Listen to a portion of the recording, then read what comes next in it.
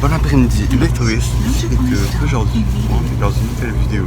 Mais c'est triste parce que on quitte Tokyo, alors c'est triste. Mais nous allons à Kyoto et comme vous l'avez vu dans les vidéos que j'ai faites avant de faire l'intro, on va prendre un Shinkansen et c'est un train à grande vitesse qui est juste au Japon. Et c'est un train aussi luxueux et confortable.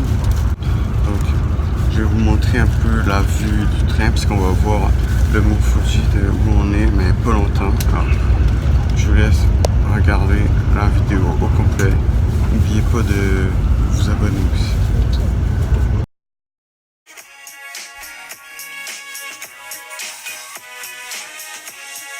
Alors, je vais pas filmer dans le train parce que il fait vraiment chaud, alors je vais pas filmer, mais je vais vous montrer mon arrivée à Kyoto quand je vais être dans l'hôtel. Salut les touristes, c'est Victor. Aujourd'hui, premier vlog à Kyoto. Aujourd'hui, on va aller voir l'ancien palais impérial. Je vais vous raconter un petit peu l'histoire du palais impérial de Kyoto.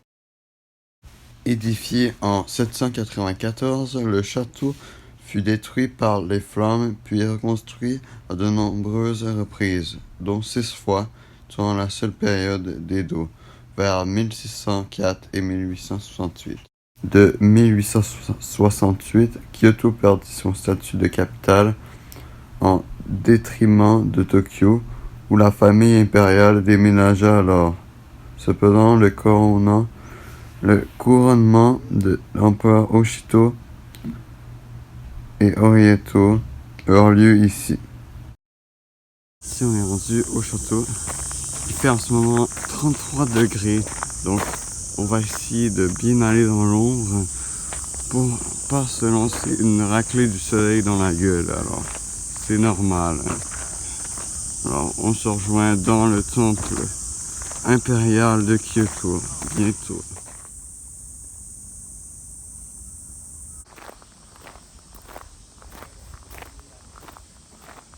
Alors, une petite anecdote, ici c'est comme la ville sans palais, il y a plein de palais ici, tu peux en trouver à chaque coin de rue de la ville. Et c'est comme un petit peu à Montréal, les 100 clochers, l'anecdote, parce que ici il y a la place des clochers, des églises et les temples, il y en a partout. C'est la ville au temple. Alors, fin de mon anecdote.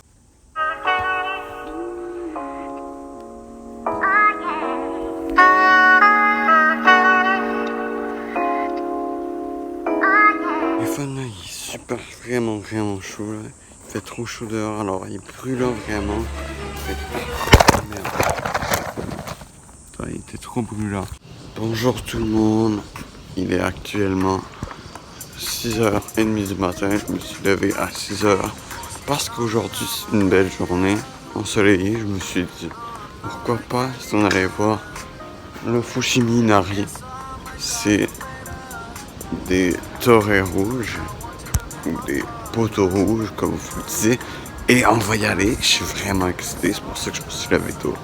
Regardez ma petite face de fatigué, fait que on y va en métro, c'est parti.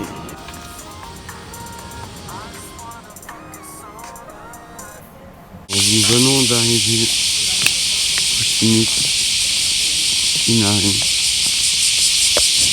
Et je vais vous montrer les vidéos ralenties, ça va être vraiment beau. Pendant ma marche. Déjà, il y a des beaux paysages, des beaux temples qui se dressent devant nous.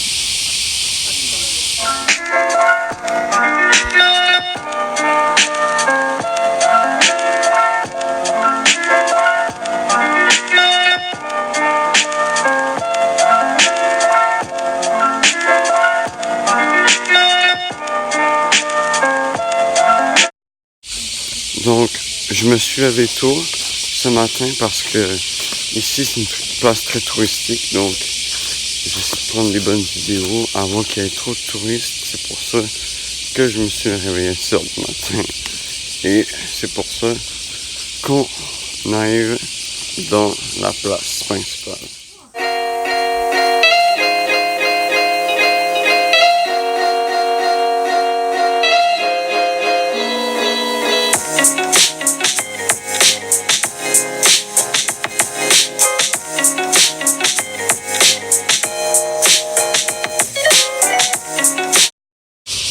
Donc nous sommes partis de la place touristique parce que il commençait à avoir trop de touristes pour marcher, pour prendre des bonnes photos. Alors nous partons, j'espère que ça vous a plu. On se retrouve à une nouvelle place touristique. Salut tout le monde, on est dans une nouvelle vidéo, une nouvelle journée à Kyoto. Aujourd'hui, on va pouvoir avoir la chance d'aller à une place très spéciale parce que on va aller à une place les plus connues au Japon, les plus visitées pour les bouddhistes.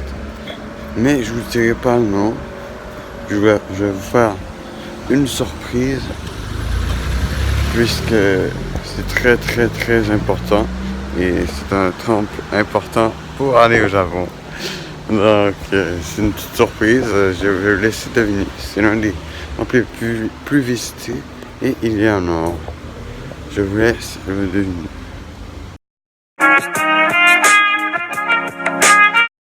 C'est là où on va aller, c'est une petite maison japonaise. C'est une petite maison japonaise, c'est ça qu'on va aller voir. Mais non, inquiétez-vous pas. Je vais vous montrer tout à l'heure. Je vous ai piégé. On va aller, ceux qui ont deviné, bravo, le temple doré. Alors bravo à ceux qui ont deviné la place où on allait. Je viens de voir qu'on avait peut-être pas le droit de trépied, alors j'ai refait. Temple doré, c'était incroyable. Un temple certifié de l'UNESCO. Il a été pris en feu nombreuses fois et construit il n'y a pas longtemps. C'est un très beau temple, c'est un des temples les plus visités au Japon. Pour tout en or, il est tout fait en or. Alors, ici c'est le combat pour prendre des photos parce qu'il y en a tellement de personnes, il faut se battre, c'est comme pousser les gens. Prendre des photos devant ce temple en or. Je sais pas s'il est en or, mais il est en or. Mais on s'en fout. Mais il faut se battre pour prendre des photos.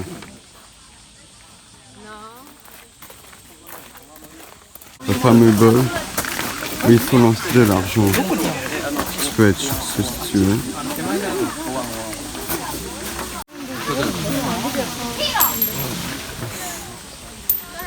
Alors comme vous l'avez vu, il y a un bol où il faut lancer de l'argent.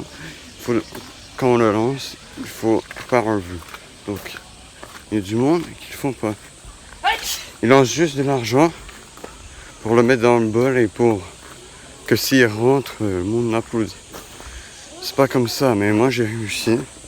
Vous l'avez pas vu, mais j'ai réussi. Ça a dans cérémonie. Ici, le temple doré a été créé dans le XVIIIe siècle.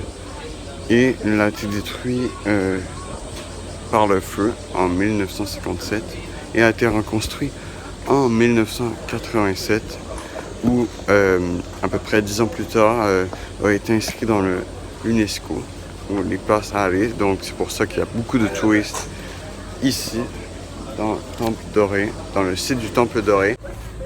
Donc c'est terminé, la vidéo se termine. J'espère que vous avez aimé ça et que vous avez trouvé ça très beau parce que c'est très très beau. Je suggère ça si vous venez au Japon. C'est vraiment très cool. Nous trouvons des beaux temples, des beaux paysages. Alors, on se rejoint à un autre endroit. C'est plate, je vais pas pouvoir filmer, on n'a pas le droit de filmer à l'intérieur du musée, donc j'ai juste filmé à l'extérieur, mais je vais quand même vous expliquer après la vidéo ce qu'il y a dans le musée parce que c'est un petit peu plate. Ils peuvent pas filmer, mais je vais vous expliquer un peu c'est quoi. Pour le musée où j'ai pas pu filmer, c'est que on pouvait pas prendre de photos, mais ce qu'il y avait dedans, il y avait 1001 statues où il y avait 28 statues différentes bouddhistes, très importantes, où ça expliquait c'était quelle personne qui était sur ces statues.